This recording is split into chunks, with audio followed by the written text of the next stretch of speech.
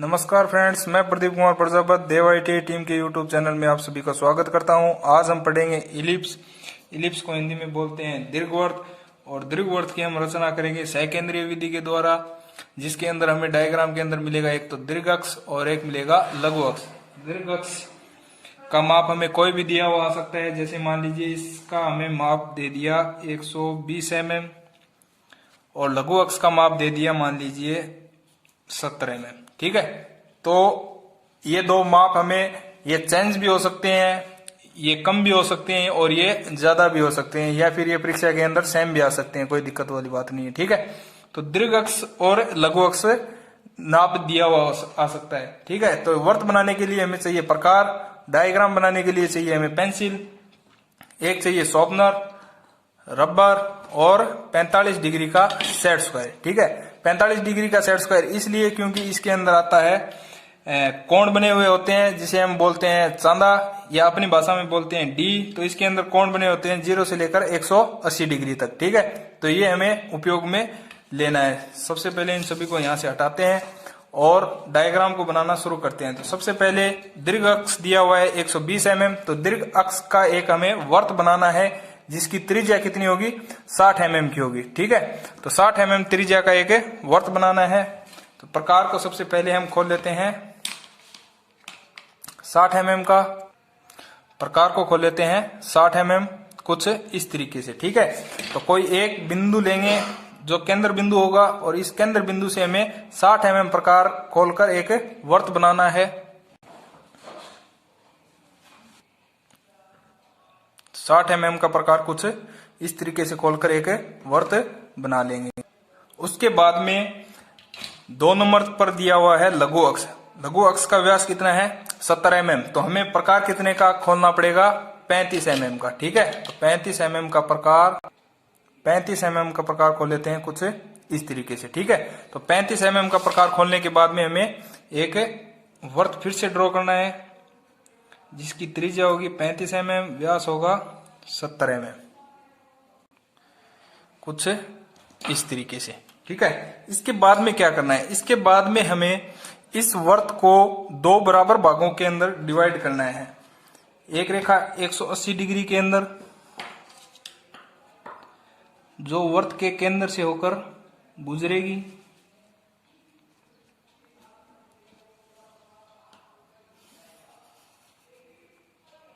इस तरीके से, और दूसरी रेखा खींचेंगे हम 90 डिग्री के अंदर, वो भी रेखा वृत्त के केंद्र से होकर गुजरेगी। ठीक है, अब इसके बाद में हमें क्या करना है, इसके बाद में हमें अपने सेट स्क्वायर को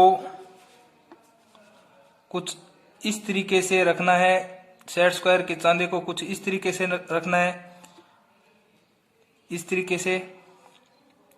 जो ये पॉइंट है ये होना चाहिए वृत्त के केंद्र पर, और ये 90 डिग्री का कोण है वो होना चाहिए डिट्टो इसके ऊपर। ठीक है, अब इसके बाद में हमें क्या करना है, इस वृत्त को 12 समान भागों के अंदर डिवाइड करना है। तो 12 समान भागों के अंदर डिवाइड करने के लिए हम क्या करेंगे, सिंपल सा तरीका है, 30-30 डिग्री के ऊपर पॉइंट बना लेंगे। 30 डिग्री पर पहला पॉइंट, दूसरा पॉइंट 60 डिग्री पर, तीसरा 90 पर, उसके बाद में वापस 30 पर, तो 10, 20 और 30 120 पर, और अगला आ जाएगा 150 पर। ठीक है, तो ये पॉइंट बनाने के बाद में इन पॉइंटों को आगे की तरफ बढ़ाना है। ठीक है, जैसे इस पॉइंट को आगे बढ़ाएंगे हम, तो 2 वृत्तखंड हमें मिलेंगे, 2 लघु वृत्तखंड मिलेंगे। किस तरीके से, इस तरीके से। ठीक है, आगे वाला पॉइंट लेंगे, वृत्त के केंद्र से होकर निकलेगा कुछ इस तरीके से। ठीक है, वही सेम यहां पर करेंगे।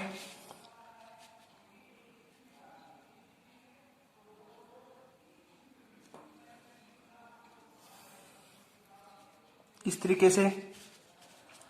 उसके बाद में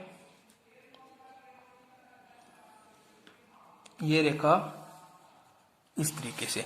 अभी ये वृत्त 12 समान भागों के अंदर डिवाइड हो गया है। हमने सिंपल से तरीके से किया है। कैसे किया है, इस सेट स्क्वायर को इस तरीके से रखा है और 30-30 डिग्री के ऊपर पॉइंट हमने बना लिए हैं। ठीक है, अभी देख लेते हैं 12 अपने वर्तखंड बन गए हैं क्या। 1 2 3 4 5 6 7 8 9 10 11 और 12 वर्तखंड हमें बन गए हैं, हमारे पास बन चुके हैं। इनके बाद में, इसके बाद में हमें क्या करना है, प्रोसेस नंबर 2 स्टार्ट करनी है। इसके लिए हमें करना होगा, सबसे पहले इन सभी वर्तों के अंदर जो पॉइंट्स बने हैं, जैसे ये पॉइंट ये पॉइंट ये पॉइंट, अंदर वाले वर्त में ये पॉइंट और ये पॉइंट, इन सभी पॉइंटों को हमें इनका नाम दे देना है। किस तरीके से, जैसे बाहर वाले पॉइंट को मैं नाम दे रहा हूं बड़ी ABCD के अंदर A B C D E F G H I J K और ये वाला L। ठीक है, बाहर वाले पॉइंटों को इस तरीके से नाम दे दिया। अंदर वाले पॉइंटों को नाम किस तरीके से देंगे, छोटी ABCD के अंदर A dash B dash C dash D dash E dash F dash G dash H I J dash K dash और L डैश। इस तरीके से हमने इन वर्तों के जो पॉइंट बने हैं उन पॉइंट्स का हमें नाम दे देना है। ठीक है, इसके बाद में पॉइंट नंबर 3 स्टार्ट होता है, प्रोसेस नंबर 3 स्टार्ट होता है। तो इसके अंदर हमें क्या करना है, जो बिंदु B है और बिंदु L है उस पर सेट स्क्वायर को कुछ इस तरीके से हमें रखना है। उसके बाद में क्या करना है, बिंदु B से एक रेखा स्टार्ट करनी है जो बिंदु L की तरफ जाएगी। ठीक है, और बिंदु L से रेखा स्टार्ट करनी है जो बिंदु B की तरफ जाएगी। समझ में आ गया, सिंपल सी चीज है। उसी तरीके से आगे बिंदु C से बिंदु K की तरफ, बिंदु C से बिंदु K की तरफ और K से बिंदु C की तरफ। आगे 90 डिग्री के अंदर है, इसको छोड़ दीजिए, आप यहां से शुरू कीजिए बिंदु E से और बिंदु I से। ठीक है, फिर H और F से बिंदु H की तरफ और H से बिंदु F की तरफ। ठीक है, इतना आप कर लीजिए। उसके बाद में क्या करना है, उसके बाद में ये तो रेखाएं थी अपनी ऊर्ध्वाधर, अभी रेखाएं खींचनी है हमें क्षैतिज। कैसे कि इस बिंदु B डैश से बिंदु B वाली रेखा को ये काटते हुए निकलनी चाहिए। उधर F से बिंदु F डैश वाली रेखा F बिंदु को काटनी चाहिए। किस तरीके से, सेट स्क्वायर को इस तरीके से रखिए कि ये दोनों रेखाओं का छेदन कर सके, अपने दो काम है वो एक साथ हो सके। जैसे ये रेखा इसको काट देगी और ये रेखा इसको काट देगी। ठीक है, वही सेम प्रोसेस ऊपर वाली रेखाओं के साथ कीजिए। ये रेखा इसको और ये रेखा इस बिंदु को काट देगी। वही प्रोसेस सेम नीचे की तरफ करना है। दो पॉइंटों पर सेट स्क्वायर को इस तरीके से रखिए, ये इस रेखा को काट देगी और ये इसको। वही प्रोसेस नीचे, और जो रेखा छोटी रह जाती है उसको भी अपन बड़ा कर लेंगे बाद में। जैसे ये रेखा छोटी रह गई तो इस रेखा को अपन बड़ा कर लेते हैं इस तरीके से।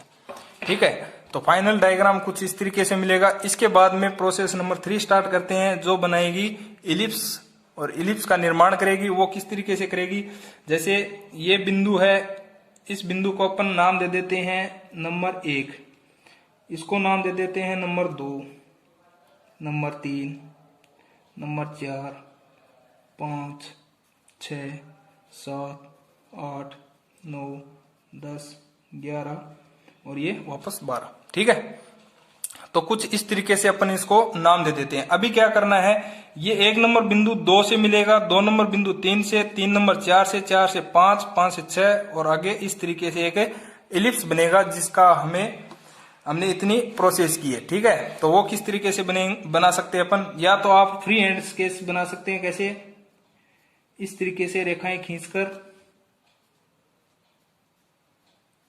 ठीक है, या फिर आप सेट स्क्वायर का जो फ्रेंच कर्व होता है जो 30 डिग्री के अंदर सेट स्क्वायर के अंदर फ्रेंच कर्व आता है उसको यूज में ले लीजिए, या फिर आप इस सेट स्क्वायर के अंदर ये जो फ्रेंच कर्व के अंदर गोलाई दी हुई है इसको यूज में ले लीजिए।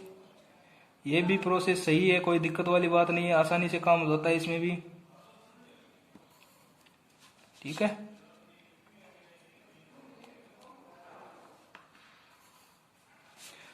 कुछ से इस तरीके से आप आगे से आगे रेखाएं मिलाते जाइए। फिर आगे बिंदु 5 को बिंदु 6 से इस तरीके से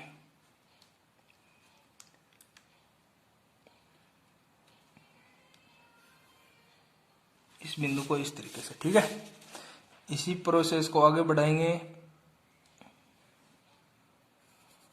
इस बिंदु को इस तरीके से, नंबर 7 को नंबर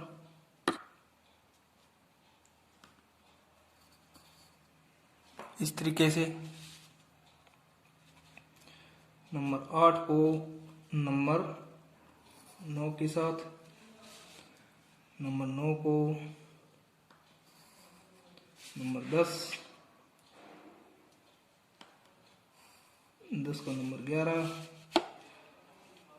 और 11 को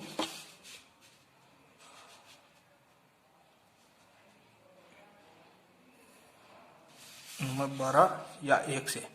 तो ये जो आकृति बनेगी इस आकृति को हम बोलेंगे इलिप्स। ठीक है, कौन सी आकृति? जो इन 1 2 3 इन बिंदुओं से मिलकर बनी है। ठीक है, इस आकृति को हम क्या कर लेंगे? हाईलाइट कर लेंगे, जिससे हमें डायग्राम को देखने में आसानी हो, डायग्राम थोड़ा साफ सुथरा भी लगेगा। तो हाईलाइट किस तरीके से करेंगे?